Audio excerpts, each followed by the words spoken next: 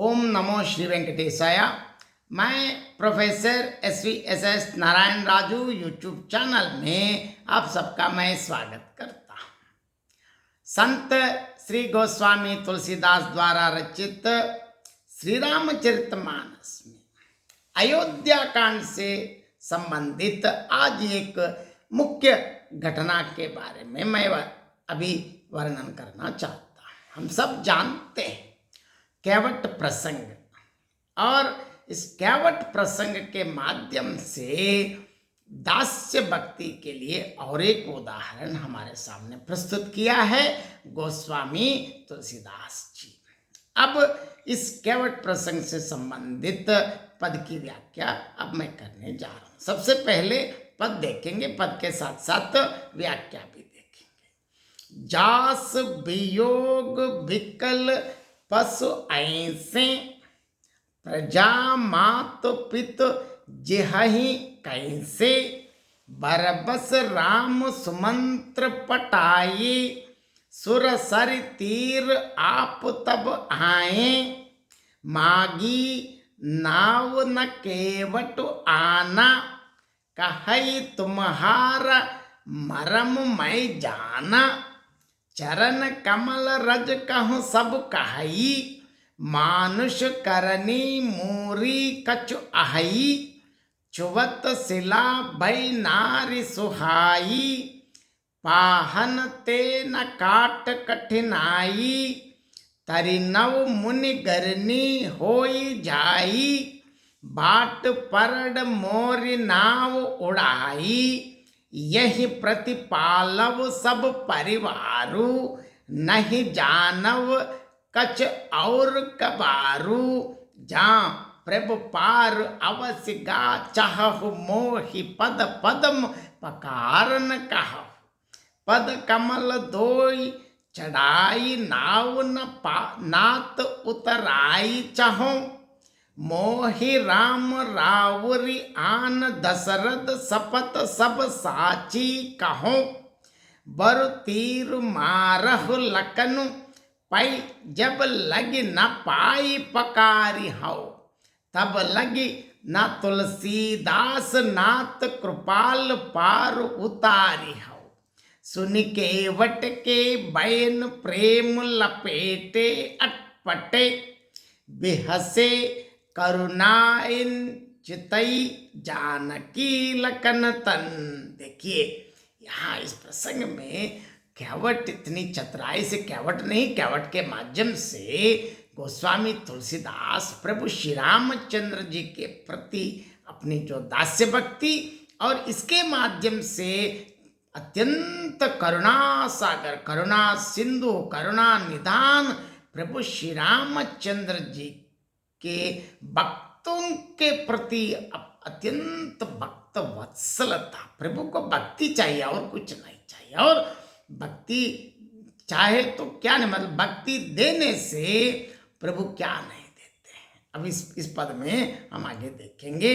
देखिए, जासु वियोग विकल पशु ऐसे, प्रजा मात पित जियहि कैसे, बरबस राम सुमंत्र पटाए, सुरसर तीर आप तब आए।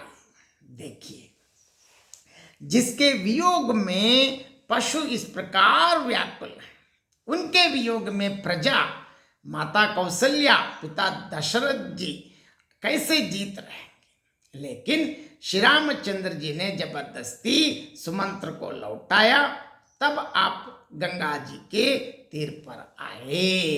अब प्रभु श्री रामचंद्र जी अयोध्यापुर से आगे आकर अब वन की ओर अब प्रस्थान आरंभ हुआ। आरंभ में ही क्या हुआ अब हम देखेंगे।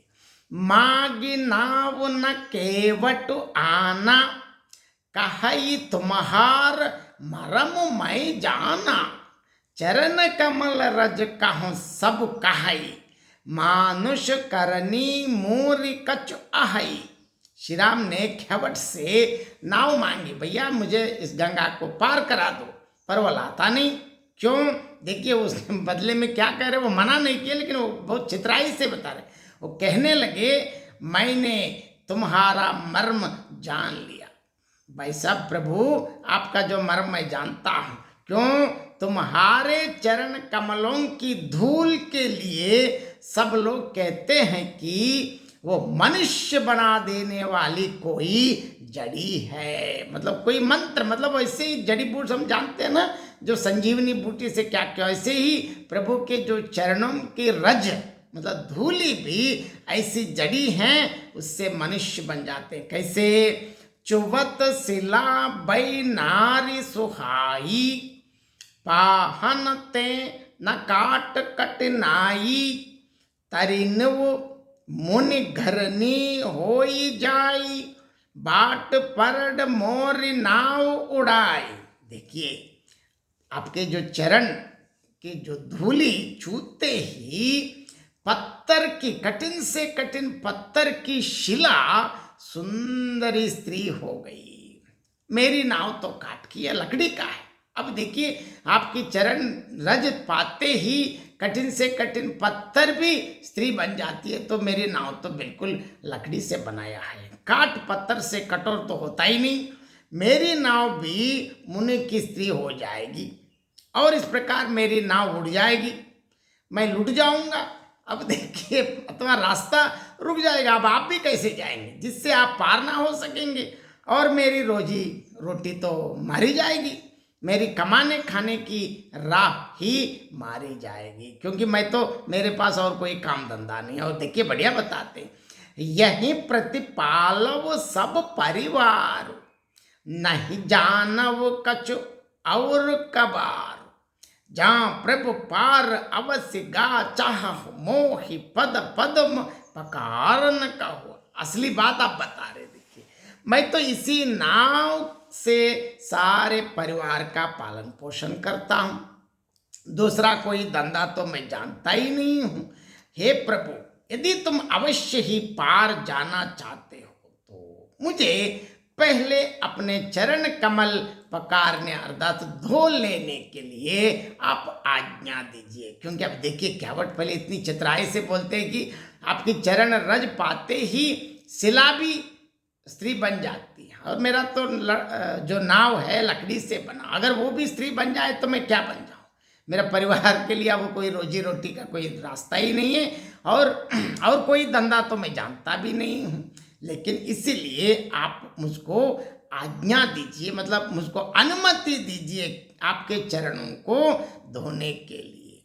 पद कमल धोड़ छड़ाई, नाव न नात उतराई चाहो, मोहि राम रावरी आन, दशरथ सपत सब साची कहो, बर तीर मार हो लखन पई, जब लग न पाई पकारी हो, तब लग न तुलसीदास, नाथ कृपाल पर पार उतारी हो। हे नाथ, हे प्रभु, मैं चरण कमल धोकर आप लोगों को नाव पर चढ़ा लूंगा।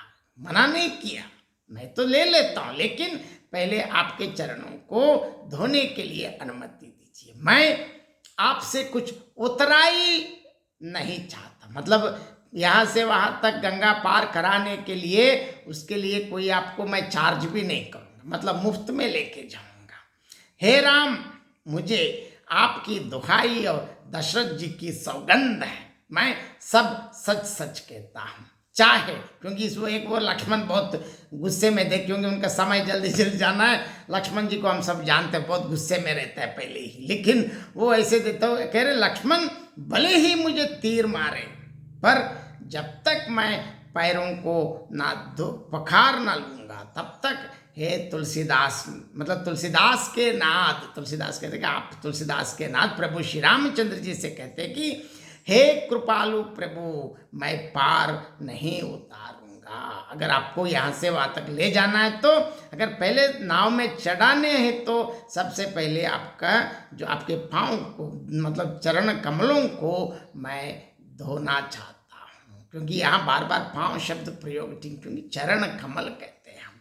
सुन केवट के बैन प्रेम लपेटे अटपटे, बेहसे करुणा ऐन चितई जानकी लखन तन। देखिए कैवट के प्रेम से लपेटे हुए इस अटपटे वचन सुनकर करुणा धाम करुणा सागर प्रभु श्री रामचंद्र जी जानकी जी और लक्ष्मण जी की ओर देखकर हंसे।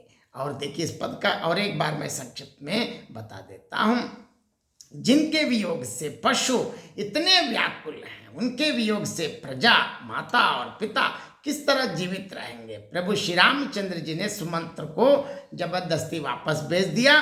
तब आप गंगा जी के तीर पर आए। अब वन की ओर प्रस्थान शुरू हो गए हैं। जैसे गंगा पार करना है तो श्री राम ने कैवट से नाव मांगी, पर वो लाता नहीं। कहने लगा कि मैं तुम्हारे मर्म जानता हूं प्रभु। सब लोग कहते हैं कि तुम्हारे चरण कमलों की धूली मनुष्य बना डालने वाली कोई जड़ी है, जिसके छूते ही शिला सुंदर स्त्री हो गई। पत्थर से काट कठोर तो होता ही नहीं, नाव भी मुनि की स्त्री हो जाएगी और इस प्रकार मेरी नाव उड़ जाएगी, मैं लुट जाऊंगा। इसी नाव से मैं सारे परिवार का पालन पोषण करता। मैं बहुत गरीब हूँ, दूसरा कोई काम धंधा तो मैं जानता भी नहीं हूँ। हे प्रभु, यदि आप अवश्य ही पार जाना चाहते हैं तो मुझे पहले अपने चरण कमल धोने की आज्ञा दीजिए। और देखिए हे नाथ, चरण कमलों को धोकर ही आप लोगों को अपनी नाव पर चढ़ाऊंगा। मैं उतरा ही नहीं चाहता क्योंकि वो पैसे भी लेना नहीं चाहते। हे प्रभु श्री रामचंद्र जी, मुझे आपकी शपथ और दशरथ जी की सौगंध है, मैं सब सच कहता हूं। चाहे लक्ष्मण जी मुझे तीर मार दे, पर जब तक मैं पैरों को ना पखार लूंगा तब तक हे तुलसीदास के प्रभु, हे कृपालु, मैं पार नहीं उतारूंगा। कैवट के प्रेम से भरे हुए अटपटे वचन सुनकर दया निदान श्री रामचंद्र जी जानकी माता और लक्ष्मण जी की ओर देखकर हंस पड़े। बहुत बहुत धन्यवाद।